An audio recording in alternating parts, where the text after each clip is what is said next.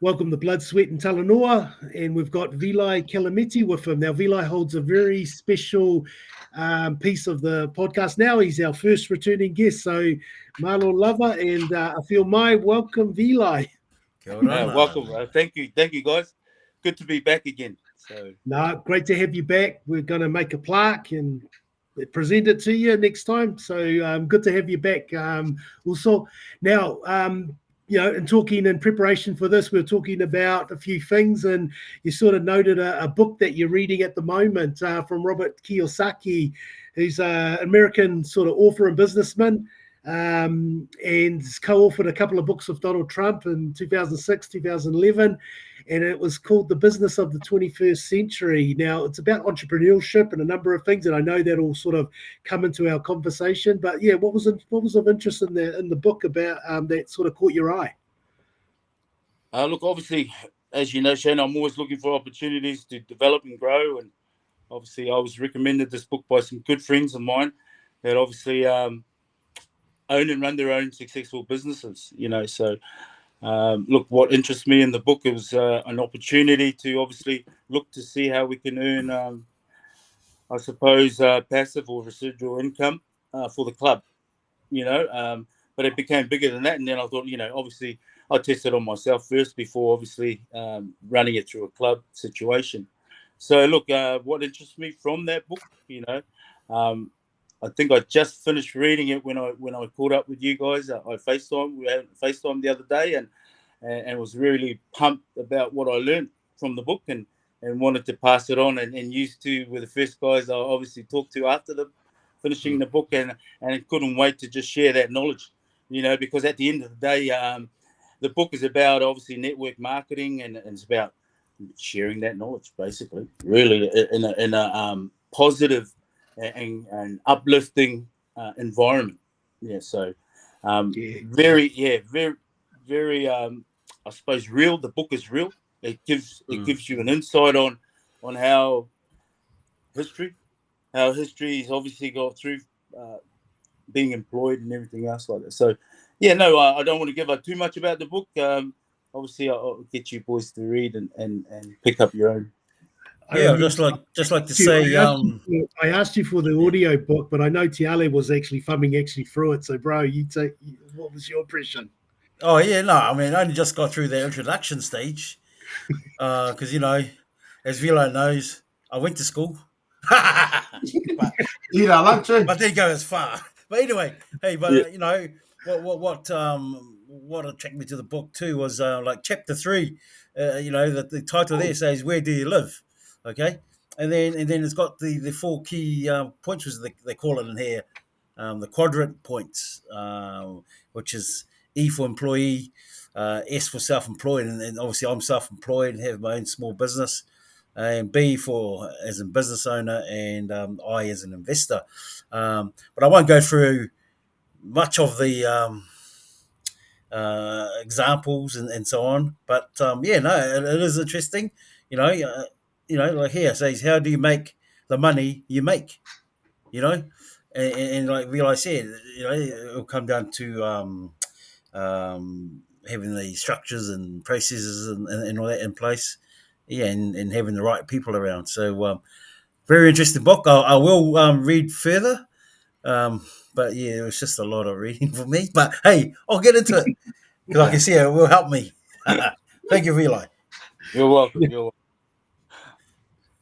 Now, one of the reasons that we sort of brought you back, so the first time that you come on, we talked a lot more about sort of background and playing career and your experience as a professional footballer, and also more in the Harmony Games in terms of that community initiative and that you're doing there.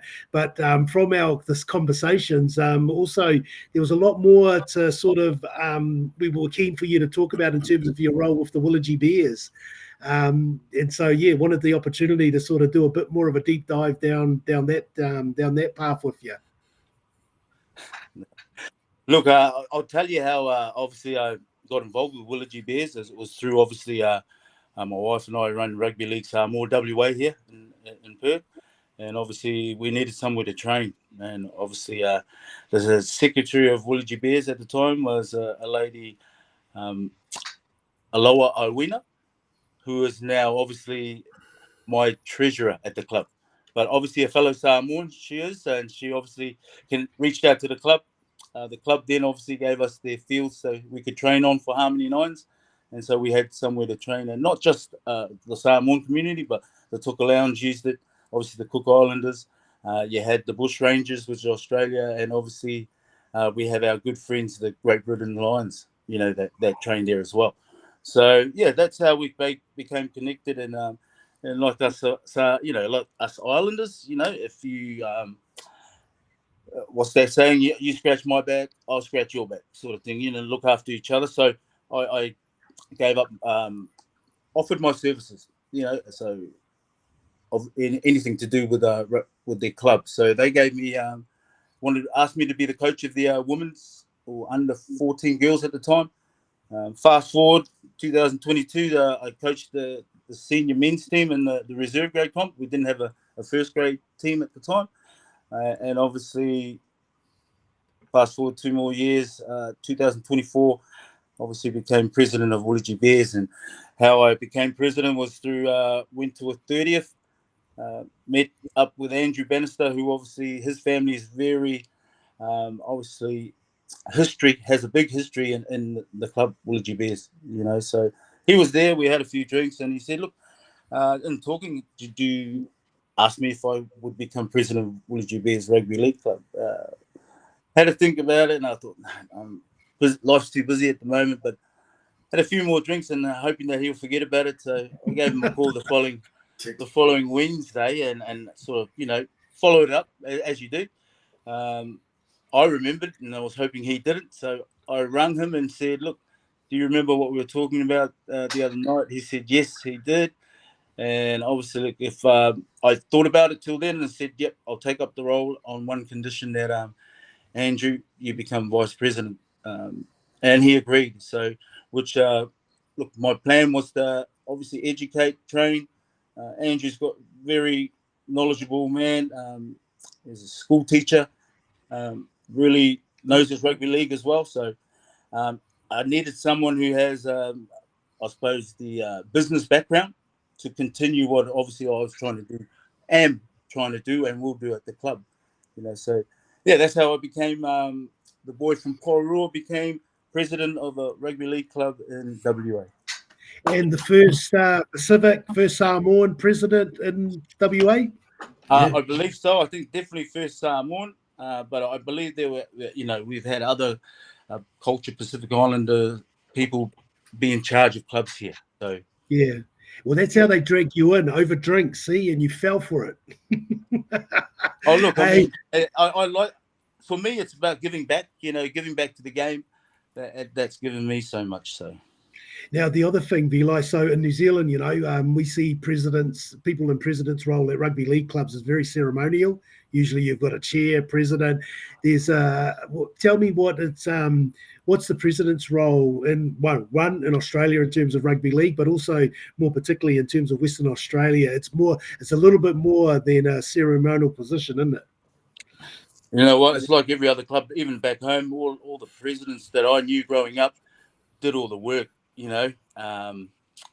One thing that I take and give credit to all those presidents, if they didn't know what to do, they do, if you know what I mean. So they got busy doing things. So it built a culture of presidents that come after them because, is that what I'm meant to do? Just do everything.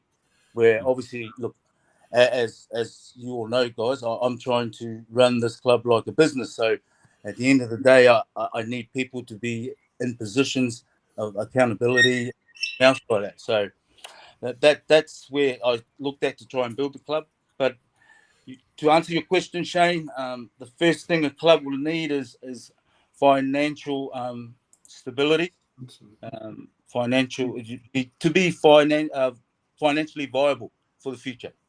How do you do that? Obviously through money. You need money, and then the second thing is the two most important thing is money and people. You need players. You can't do anything without those two, pretty much. Obviously money to pay your fees and obviously NRL fees, council fees, and all that to sort of, cover off costs and everything. And then the players, obviously, you need numbers to have teams.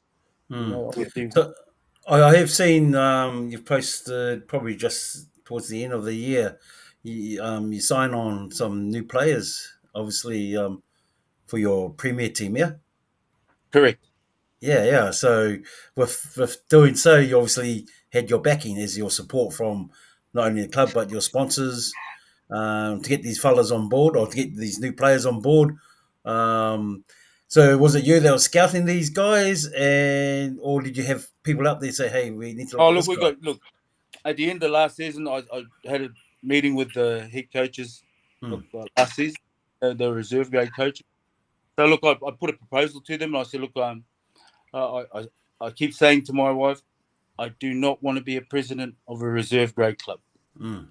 So I just obviously, how do we become first grade? That was the first thing. So look, we went through the season last year. We got a lot of sponsorship come through, that assisted us to get us to where we needed.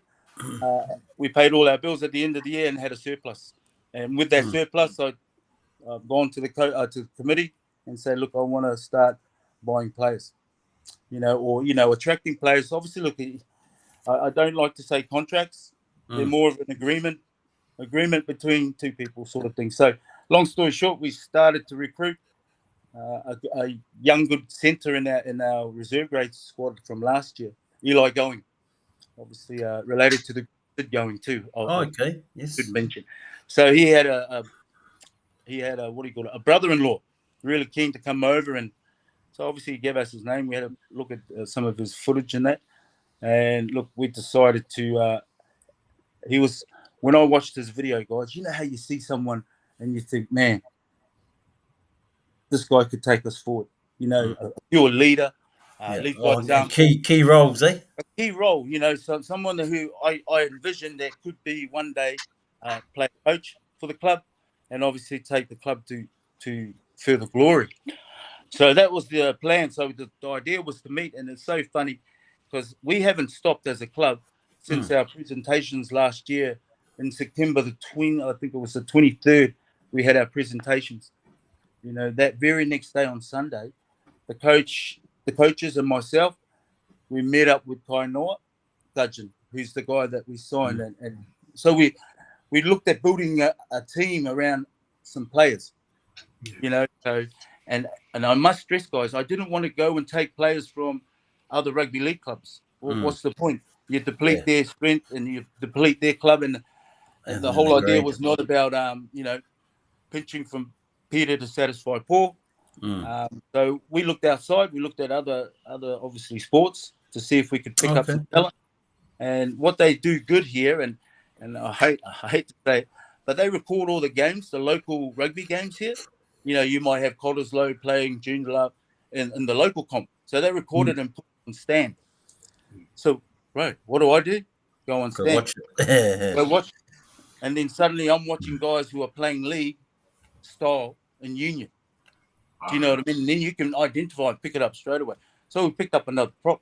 So all our signings have come from rugby union, I hate to say it. Other sports, I should say other sports, but predominantly rugby union, because obviously they have attributes that could assist us to get us into first grade. So that's how it's very similar. Yeah, very similar to how Wainui got the A there. They got a few guys from union when they first started up. So yeah. Right. And look, and we had a bit of money behind us, so we could attract them. Because I'm not gonna lie. You need money. You need money to attract, but at the end of the day, you need to write agreements that look after the club and the player. Expectations that that we expect from these signings. But fast forward, we're into our 7th week in pre-season. Okay. Yes. And these obviously signings are stepping up, turning up to training, leading by example. And showing these other guys what it takes to step up to the next level, because there's a whole different level here from reserve grade to first grade. Premiership, and some of these guys are going to realise that real quick with games coming up. Yeah, Vilai, bro. I just wanted to say, congratulations, bro. Even even coming on to, you know, the BST the second time round. I didn't get to see you in the first one, but yeah, bro, you know, first Samoan in Western Australia, like Shane said, you know, the history to be president of the Rugby League. I don't even know if I've met one of the boys, one of the guys my own age or older, that's a CEO or not, you know, for yourself being a president. But the question is, I just want to congratulate you and your wife, because, you know, you always got a wife, you know, somewhere in the background that's doesn't want to be seen. But congratulations, bro, you and your family. You know, you got, says here, you know, 21 sponsors so far for 2025. Wow, 21 and growing. Guesstimate around what, 120K. I just wanted to say, wow, big ups for that, bro, in the sponsorship alone. Just to read that, and, you know, to what that's what you're doing. You're hands on. But I just, you know, wanted to congratulate you on that, and just wanted to know, man, did you call them up, or did you, you know, how did you find all the sponsorship? Man, you know, you just got to get out there. You know, obviously, I'm a great believer in making contact face to face first.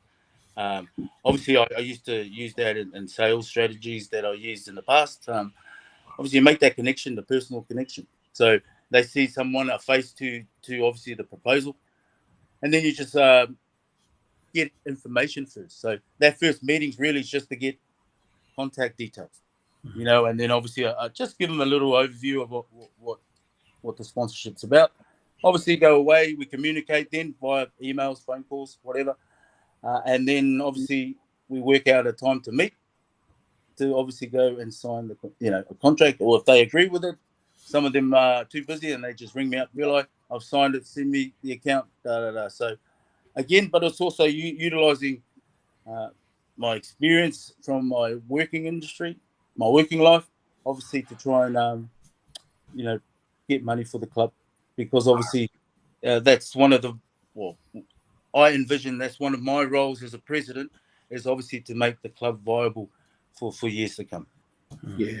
And look, Vilai, one of the things that you know, the club's got a bit of a legacy in terms of its time as a club in existence, and you're sort of now taking over some of that stewardship in terms of taking it forward. Do you feel a bit of pressure in terms of the pull of that legacy in terms of the club and where you're going to take it now? You know what? I'm going to bring up Shane. I'm going to bring up something that you sent me something in regards to obviously some research. You know, obviously, and that person that I researched, that you gave me the research, he hit it on the head. You know, and I listened to it from his experience. Obviously, leadership, you know, was a big factor. You know, obviously, I made some notes. You know what I'm like, guys. I made some notes. So, look, it was all in regards to number one, leadership. You know, number two, it needs to be a high level of discipline. You know, but that comes with then a plan structure and implement an action plan to make it happen. Yeah. So, if I could, in a nutshell, that's basically what it is. And then what I did is apply my experiences from coaches that I've had, being involved in the club, and understanding it a little bit better. So, but don't get me wrong, guys. Just playing rugby league is just not about putting boots on, you know, your gears and running on the field and then going home after a game. There's so much more involved in the background to ensure that the club is obviously running at its optimum. And obviously, you know, you've got to get the equipment ready. You've got, you know, you've got council. There's so much more, which I'll touch on a bit later on. But, you know, being involved in a club. Yeah. And look, you know, you've sort of shared with us, you've got a couple of goals in terms of, as president, in terms of where you're going to strategically want to position the club. You want to talk us through those? No, yeah, look, first of all, look, I had some goals when I became president, obviously. One of them, obviously, to be financially viable, to ensure. So through sponsorships, through obviously donations, fundraising, and that. So there's plenty of ways, through local government grants, you know, obviously government department grants and all that. So many other avenues look for. So that's my responsibility to do that, and just grow the club as best as possible, but ensure that it could pay its bills and keep the lights on. Obviously, the next one was to obviously ensure that we provide a safe working environment, be it, with our juniors and that, just to ensure that everyone is obviously has the certificates, has their working with children and stuff like that, those sort of things, to ensure that they're all ticked off, to ensure that these people that are looking after your kids have the right qualifications and accreditation. So, bro, sorry, bro, to cut you, but so you know pretty much the coaches, like from premier coach, from there all the way back down to the juniors. You make that personal touch. That's what's required to be a leader. And leadership. There's so many ways. If you can lead your people and get them to do what you want, based on obviously good leadership, then the club should be very fruitful. So, but again, another thing was volunteers was the other big part, to try and increase our volunteer pool. Obviously, we have the usual suspects every year that do a variety of roles. So we pull them from pillar to post, and you know what? Every organisation should be very grateful. That volunteers are the key to keeping a club, alive. The only way you don't have volunteers is if the club becomes a business, becomes PTY Ltd. Then you start, obviously paying people. Yeah. But my final goal was, look, and I like to dream big. At the end of the day, our club has been around for 64 years. And we've won reserve grade premierships, we've won third grade premierships, and the lot, but we've never won that elusive first grade premiership. So, obviously, been president 3-year tender. One of my goals at the end of those 3 years was obviously to bring Willagee Bears its first premiership in 64 or 65 years.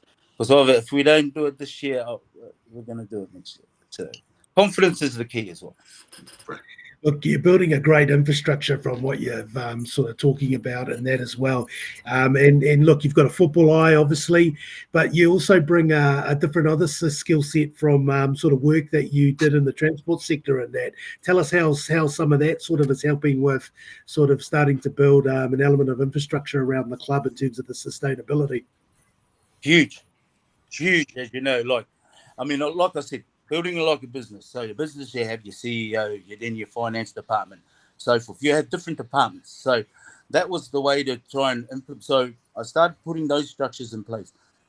But first and foremost, I needed to see who was in those positions, to see if they obviously were qualified to hold that position. Because as like all clubs, sometimes you have people in positions just to fill the position.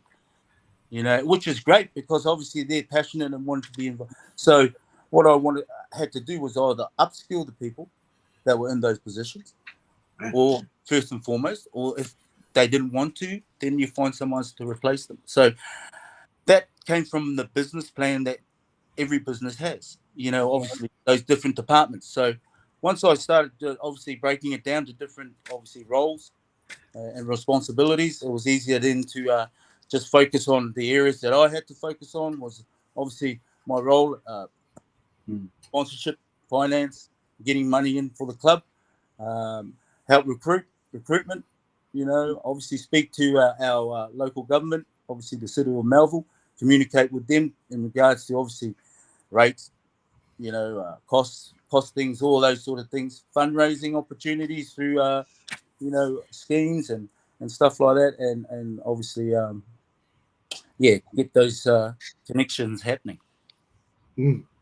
Hey, look, one of the things I was interested in too was that you mentioned sort of having to lobby local and state government. Now, you usually get that via the rugby league here in New Zealand, by the district and stuff like that. Tell us about sort of that moving into that sort of interesting space in terms of the political arena. Oh, look, it's funny, Shane. I knew there was a federal election that's happening actually in March the 8th. Obviously it's been advertised last year. So obviously a lot of these, as you know, they bring out campaign promises. So I researched on campaign promises. So we were looking for an awning for our club, and obviously council was we needed to come up with quotes and everything. So we did due diligence and got all that information together, and we gave it into the council, and they were and they wanted to see, will you put X amount in, da da da. So I thought, stuff this, let's go. Made a few contacts to obviously the local MPs for Liberal and local MP for Labor, and obviously presented our case to say, look, we want an awning, it's going to cost X so much, da da da. And look, and our request wasn't over the top, because it's just an awning. Look, we asked for about 80 to help because we wanted to fix up the club a little bit more. Obviously, they came back and say, look, we can give you a campaign promise. If we win the election, we'll give you an awning. I won't tell you how much they'll give me, but let's just say give you the awning. Labor went to Labor, same thing. We need the awning. Okay, got a campaign promise. We'll give you an awning if we win the election in March the 8th and that. So, look, I covered all bases. Make sure whoever wins, I don't really care. I have a say in a vote. At the end of the day, it's whoever's best looking after the people. So, right. But long story short, that's how I got involved in local and federal government. Yeah, because I think Shane would have a lot of experience in their local government side. And am I right, Shane? If they win, a campaign promise, they have to keep it. The campaign promise. You turn up on the March the 9th and you say, hey, let's talk. Let's talk. Exactly right, brother. And that's it. It's about, again, educating yourself, networking, and looking at other avenues to assist the club financially and without digging into our pockets too much. So yeah. And look, I know that clubs are competing on the footy field and across the net as well. What is that?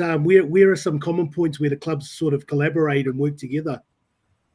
Oh, just look, clubs help each other. I utilize other clubs' methods on how to get sponsors. So just a quick shout out to North Beach. Yep. Obviously, I went to one of their home games, and jersey sponsors. They started running out one after the other. The players on the back of the jersey, individual sponsors, right, on every single jersey. 17 sponsors, and I thought, wow, that's how you get it. And you're not asking for big money on jersey sponsors. It might be 1,000, 1,500. And that a company can afford that. Well, that's what I'm saying. But even a lesser price, a family can support it because now families want to buy their name and put it on the jersey. So not only am I getting money from obviously businesses and organisations, I'm now starting to get money from family people that were in the club for years because they just want their name on the back of the jersey, and they want the club. Bro, was there ever a time though that that you had to dig into your pocket or try and find ways that was there ever a time like that during your career as a I've only been president last year. Look, last year we struggled obviously but once we sort of got sponsors in and started, we had to still work hard to get those sponsors.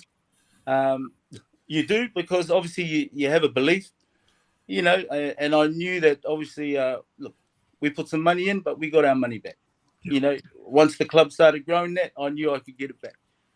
So, but how I knew I'll get it back because I was the one going out and making sure I'm going to get it back. You know what I mean? So at the end of the day, it's you do what you have to do. But now I can see that financially viable, the club is going to be all right in the next couple of years. And that's just through planning and organisation. So, yeah, I like it how well, how you said some of the older guys that used to play for the club have come back now as supporters and sponsors. I experienced that when I sort of retired from league when I played union up in Waikanae there, and I'd seen how a lot of their sponsors were just ex-players and who had their own businesses, and they had a weekly thing, like a $50 whatever, and they had their names up on the board. So, man, that's something that I experienced when I joined that club, and that's why they're still going strong. Yeah, yes. Yeah. And look, I'll be honest, and just to touch on the other thing that I wanted to, mention is, look, I tried to look for ways to obviously get fees paid.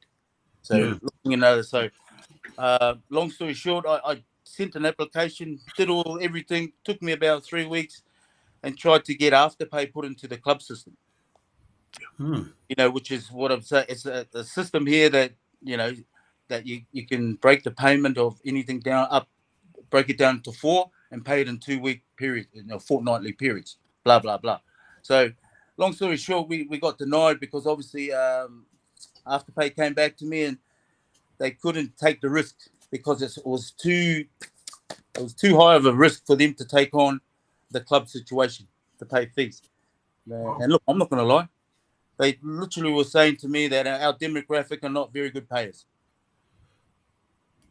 Because once obviously they make their payment, like I found out that you get paid, you get the money up front from say for example, fees cost $100, right? Someone starts paying that $100 and puts $25 into Afterpay for the first payment. As soon as that first payment, the club gets the money in full, and then Afterpay will chase the rest of the money from this. Yeah. The only reason I wanted to do that is because you get the money up front. Now, a lot of clubs, in my experience, are always getting their money at the end of the season or halfway through the season, with fees. Yeah. The season's gone then. It's too late, so you're struggling to pay your fees and everything because people are not doing the right thing. And I understand, that people can't, but I needed to put something in place to look after the club. So I thought Afterpay would be that solution because you get your money up front. Yeah. And if you get your money up front at the beginning of the season, you can do things. So obviously, look, they turned me down, but like they say, you get knocked down, you got to look for other avenues. So now I'm looking at a direct debit system through our bank. We're obviously our bank that can connect through to our obviously players. So there's so many ways that you can obviously sustain or grow the club. And don't get me wrong, fees is a big obviously money earner. Well, not money, revenue for a club, any club, fees. And then obviously, look, the bars probably up there. You realize bars are a good income for a club, canteen as well. And all those things. So again, they're like different departments in a business, that you've got to make sure they're running at an optimum and make sure that you got the right people in those positions to make sure they are. So I mean, it's even for example, like Masters here, we have to pay fees, and that fees basically goes back towards paying for the fields we're using, as you mentioned in your one, fields, field allocation, mainly the fields and the affiliation fees, and all that jazz. So that's something that, because I obviously look after the boys, and I have to mention that all the time. The fees goes towards this, and then maybe $5 will go in the kitty here to get something else later for us. Well, see, the other thing is, Charlie, is that people want to know where their money's going. Yes. So tell them. We're going to be just tell them, break it down. So we break it down. We did our pay structure or our fee structure, and then we broke down what individual prices are that added up to that fee. And then once you give that information to people, they're happy. Because the question that I keep hearing all the time throughout my lifetime or throughout, even recently, well, where does the money go? Yeah. And they normally come from people that don't pay their fees. Yeah. So I would tell them, well, I don't know because you haven't paid your fees, so it's going nowhere at the moment. Yeah. Yeah, haven't received a cent, so I can't tell you anything. Correct. Yeah. Well, it's good that you've looked at those innovations. Sorry, Shane. No, yeah, sorry, but I was just going to say it was just really good that you've looked at sort of solutions to try and find ways to sort of deal with it. Given this is a culture that's sort of right throughout rugby league, trying to squeeze fees out of players, particularly senior players. I find the juniors are much more compliant than the senior players. Yeah. Oh, look, juniors, they also have assistants. Like I suppose I suppose seniors, they've been a big problem. You're right, Shane. Seniors, I don't know. They say they can't afford it, but look, I don't want to get into that. But yeah, totally understand. We see. We've seen it. Yeah, I've seen it. Yeah, Yeah. but you find solutions. Obviously, like if someone tells you can't do something, then you find a way to do it. And you might fail the first 2 or 3 times, but you keep going, man. You'll get there. So. Yeah. Hey, look, Vilai. The other thing too, you're involved in the game at that level and in that role at a pretty exciting time. We're a couple of years sort of away from an NRL team and a number of other things. I mean, that's sort of in the background. What's your thoughts in terms of what that's going to look like for one Willagee, but then also the local sort of competition and how that would sort of feed into an NRL team. I look, first, I'll be honest with you, I'm just sort of just doing my thing and sort of, look, I'm always keeping an ear out and understanding what's going on. Look, love for Perth to have a team here, but obviously it's based on the, pricing and cost and everything. So the last time that this state, Perth, had about, I think, 14, correct, don't quote me on this, between 12 to 14 first grade sides. And the last time that happened is when we had the Perth Reds here. So when you have that club here, the league will grow. Well, it grew then. People was keen and interested. And look, we've had it growing numbers in obviously rugby league when you have a team, obviously, in that town. Because everyone's interested. You've got home games every second week, that sort of thing, So, look, it'll be grateful for the state of WA to have a NRL team. But obviously, look, I'm not holding my breath. I'll leave that to the people that make those decisions, So I really can just focus on my club at the moment. But touching base about Willagee, how can Willagee be involved with that? Oh, Shane, I'm always thinking about it, always thinking of ideas of how. I mean, at the end of the day, you just got to come up with a presentation and send it to.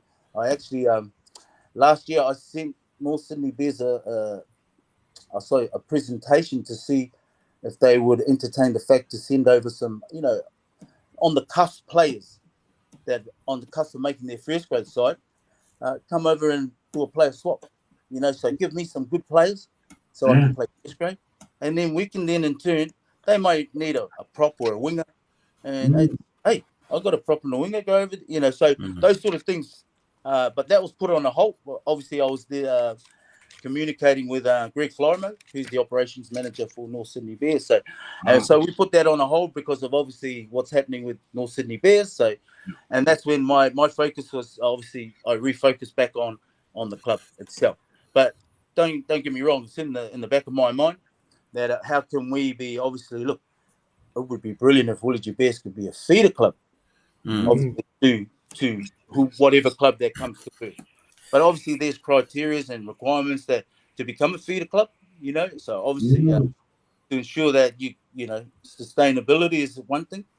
But there's so many things. So that's another thing that I will look in and do some research later on. It's not a priority at the moment, but it's definitely in the back of my thinking. Yeah. Hey, Vila, I have a question. I haven't researched this though, but how many premier teams are in your like Perth, I guess? Okay. Look, Willagee Bears back in first grade in 2025 makes it 6 teams. 6 last year. Yeah, they only had 5 teams last year. It was a bit uneven draw. Yeah, buys and everything. So another reason why I wanted to become obviously first grade side, so we could then have a probably stronger first grade competition. We do have, now we've got 3 games every weekend. You've got 6 teams, 3 games. So cool. It works out well. So is Rockingham Raiders? Are they? They were Rockingham Raiders. They used to be like obviously Canberra, but they've changed their name to Rockingham Sharks. Oh, and okay. And they wear the Cronulla colours. Yeah. Okay, because a few of the Wellington boys ended up over there back in the day, playing over those trust days. me, I know a lot of like Kerry Parra. Yeah, he's still over there. Here. No, Yeah. well, he was killing it here, Yeah. And you Jason Picapo and all them. You remember Dwayne? I can never pronounce his surname properly. I don't want to say it in case I disrespect him. You know, Doskwinski. He was, yes, yeah. you know, Dwayne. From Well, he's Wainui, coaching wasn't it? South Perth. From Wainui. Yeah, South Perth. He's coaching South Perth here in Perth. Oh, hey. He's the head Oh, coach. wow. I saw the post on it, and I Shit. laughed. I messaged him. I said, "Mate, long time no see." So I remember him from back home. So Wow. you're right. There is a lot of This is history of New Zealand Wellington. influence in the WA comp. You know, look, you can go to a league game here in Perth, and you think you're back in New Zealand. But it's just that vibe, you know. And we want other people to come and enjoy our game, you know. So, but the bulk of our players are obviously of Pacific Islander descent. Yeah. Hey, yeah, one more thing too. Thank you very much for my my top eight. Oh, here we go. Hey, Shane. Here we go. Mr. Samoa. Yeah, don't worry. Shane, Yeah. it's in the mail. It's in the mail. Yeah. We're patient, eh, Shane? We're patient, you know. It's all good. Gotta stop. I did not tell these two that received the package before. You know, I was just humble guy. I'm a humble guy. Just keep it quiet. Yeah, keep it quiet, all right. Hey, Vilai, you talk around community and sort of the expat community and that as well. I mean, sort of, you know, Willagee, you talked when we talked last time, you talked about the Harmony Games, how that brings communities together. Where does Willagee fit into that in terms of, you know, as a bit of a hub for the community? Like in terms of Willagee, the sort of the local community all coalesce around the club, you know, in terms of just where people sort of go or where people sort of identify when they sort of come together as a collective? It's so funny. Harmony is exactly that. You know, obviously Willagee, they have some really nice fields. And look, it's Willagee Park is also a dog park. It's open to the public. We don't have any fencing, so anyone can walk through it. It's a beautiful ground. So long story short, all the communities need somewhere to train. So Willagee just, you know, offered these, you know, the fields for them to play. Koha, you know, we have one community, obviously the Bush Rangers. They utilise our fields, and guess what? They got us a new barbecue, which we use now to do our sausages. So look, it's things like that that bring communities together, you know. And now in our club, we have our own separate. It's called our Willagee Bears Community Walk for exactly that. You know, so we have. I've got Rugby League Samoa jersey framed up there on the wall, so you know, had to make sure that we represent. But also, it's an opportunity for darts. We also have OzTag here on a Tuesday. Just finished their competition, so they utilise that. So we have a variety of community. We even have a church around the corner, a community church that want to utilise our club rooms, maybe for a Sunday service, you know, sort of thing. So we're starting to open up the club to be obviously to try and earn some income that way, to obviously, you know, you lease it or rent it out for functions. So yeah, so that's where you engage the community. Look, we've had issues. I'm not going to lie; it's not always rosy. We've had issues where obviously our music's too loud, and sometimes and the neighbours around get upset and complain. So so we formulate to go around our senior players at training, knock on the door, introduce themselves, let them know when our home games are. They're more than welcome to come down. So try and engage in them, and just be nice, be polite. And then that way, when there's loud music during the year, they think, oh, the boys are celebrating, you know. So, yeah, it's about engaging the whole community. That's another way to do it, because Willagee is surrounded by residential areas. Like it's obviously a dog park. So we've got so many more, and they should be supporting Willagee Bears every home game. So that's my idea in it. So Nice. Engaging the community that way. So, but don't get me wrong. I mean, we have all walks of life at Willagee. Sorry, I said walks of life. We have all communities, different cultures. You know, with Fijians, the Tongans, Cook Island, but we all come together for one cause, and we're just one big family. You know, and we call it the Bears family. So we look after our own sort of thing, and that's how we're going to grow the club and keep the club growing. We want families to come and join. You know, I say to the players all the time, when you come down to training, look, we put a feed on every Thursday. Bring your wife, your kids down. because, you know, they're part of the club too, because dad's away from them or mum's away from them. So we got to engage and make sure they know, hey, this is where your husband or your wife is training. This is what we do, how we look after each other. So yeah, it's building that bond and that camaraderie to ensure that, you know, this is a good club to be at. Yeah. So look, you're looking forward to the 2025 season, obviously. And what are some things that people can expect in terms of seeing from the club and from the teams this year? Oh, competitive sides.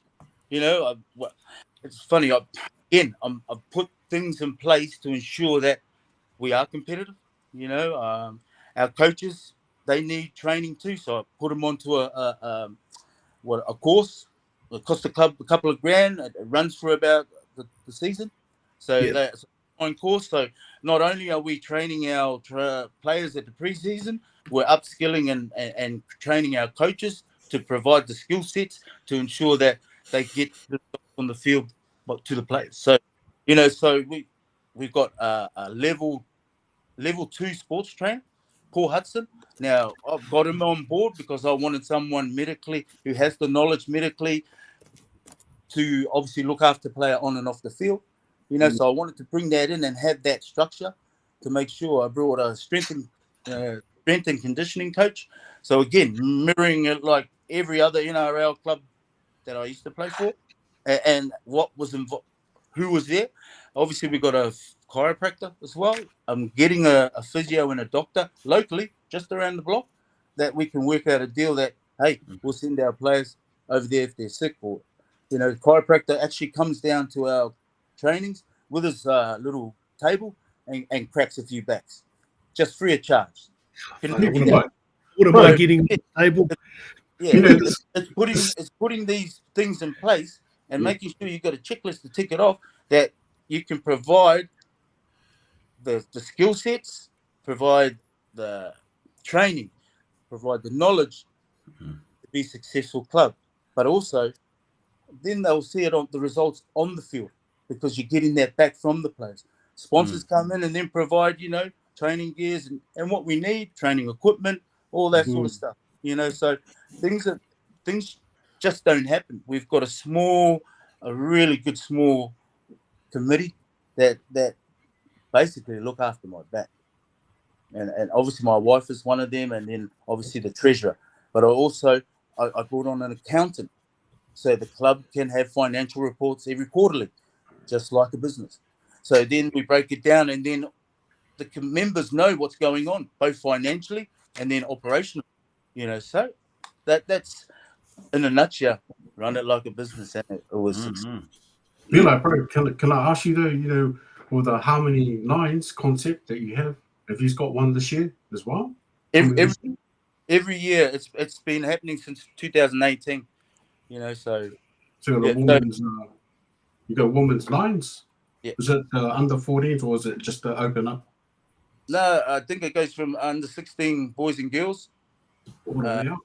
Yeah, under 16 boys and girls, and then it goes, obviously, you got your men's, women's, masters, women's. Yeah, it's a whole big event for everybody. Massive. All comes down. Definitely one of the biggest events on the NRL WA calendar for the year. Yep, it's been built up. You've done a really good job. So where did the wording Harmony Lines come from? You know what? I'll tell you what. We had the first Harmony 9 in February of 2018, and we had it at the end of February, because what's March over here? Harmony Month. Okay. So that was the focus. It was to make sure we had it. Well, the idea was to have it in Harmony Month in March. Why? Because it was something just before the season. You know, it's like you know, but it just got the buzz going and then leads into the season. Yeah. So and the nines is like, is it 9 aside? Is it 9's like 7 9 aside, 9 minutes? Oh, 3. Oh, okay. Yeah. Good run. So that was the idea and the concept from that. That's why it was the name Harmony, and obviously because it was around the Harmony Month. But then obviously it's moved to October, but we kept the name. Look, it made. I don't know, it made sense to others that to have it at the end of the year where everyone's played their, and then other people in the off season as well, and that they can come and play our game. So, like I said before, Harmony Nines was created so other people are playing other sports could come in and have a taste of rugby league and see if they enjoy it, and maybe you want to sign up. That's But cool. it's become bigger than being here, very competitive. In nature, we're all competitive, and it's now getting the best teams together to see who can take out, and look, good luck to them. At the end of the day, for me, there are more people playing rugby league now at that because of Harmony Nines. And I seen the recent comp in October. Was that won by the Taranaki team? Yeah. Yeah. The women's team. Oh, the women's. Yeah. I was coaching the Samoans. We look. All right. Okay. A couple more minutes, I reckon we would have had Taranaki. No. Right. They played well. Blame the ref. No excuses. You have 9 minutes, man. And I say 9 minutes. I say to the girls, you can't blame anyone but yourself. You're the ones on the field. 9 minutes is 9 minutes. Have a look at the time. That's it. You can't blame the ref. You can't. That's not what I train people to think, because you're looking for excuses for your failures. Yeah. You've got to accept your failures and move on. Yep. That's how. Geez, you've come a long way from Porora City. I remember us having a few conversations about our impressions of. Oh, don't worry, man. I have come a long way, Shane. You're right. And knowledge is power, and I didn't have much of that back then. So. And silence is power too. Hey, bro, look, it's been really good in terms of taking us sort of through the Willagee stuff, and I'm glad we've had the opportunity in terms of doing a bit more of a deeper dive. Just to sort of close out, you've shared with us a couple of things around some of your health things and a couple of sort of concoctions that you sort of put together. Tell us about those, V. Like I said, information is everywhere. Look. Don't get me wrong. When I do my research, I'll flick through and then something catches my eye. So I started following up on these juices, these drinks, and as anything, like I try and keep myself fit. I mean, I'll be honest, my knees are shot. I can't be bothered running, so I look at things on ways to try and heal myself. So that's how it came about. And then before we get onto those juices, bro, you have another hobby, eh? You're interested in. What's that one? You're into your kayaking now. Oh, bro, that's it. Yeah. My other. Because I just remember you got stuffed knees. Yeah. Because of that's right, bro. I had to find another way to keep fit, and if I can't use my legs, I can use my arms. So I'm getting into kayaking. Love that. My other passion is golf at the moment. Which to me people don't understand. It's so frustrating. It's the best time, man, because you're out there hitting a little white ball or a yellow ball, whatever ball you want, taking your frustrations out on it, and then just thinking. And you still miss it. Hey, who said he misses it? You've got a bag of clubs. Yes, I have. Yeah. I purchased them, obviously. Yeah. So you've got to have the tools, like anything. You can't play the game if you haven't got the tools. So, the old Galloway's sits in the shed. So the kayaking, where do you go in Perth? Where do you go to Perth? There's Swan River. There's Swan River. Yeah, they do kayaking there. They also have man-made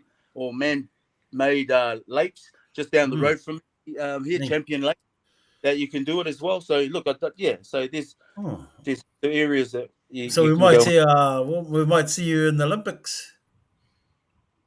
Hey, never know. You never know. Sky's the limit, bro. Sky's the limit.